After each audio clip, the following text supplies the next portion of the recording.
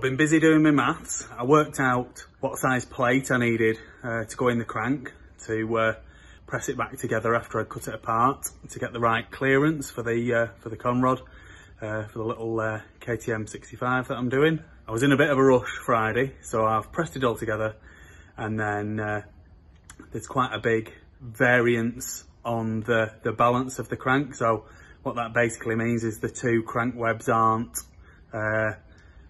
in line. So what I'm going to have to do is I'm going to have to true the crank. So obviously there's like proper tools and everything like that for doing it, but we don't have that. So what we've got is a lathe,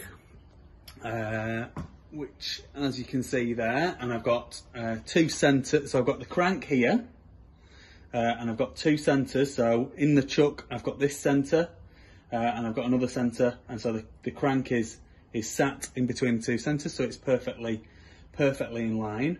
I've got the lathe in neutral and it's not turned on, and then I have got this dial gauge here, which is going to measure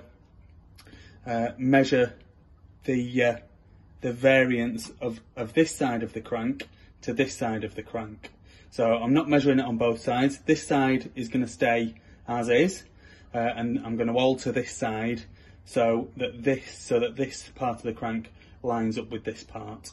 My original idea was I was going to make a tube basically of the right diameter, and I was going to put both sides of the crank in, press it down, and then it'd be pretty much perfect. But I couldn't find a piece of tube that was going to do, so I've pressed it together.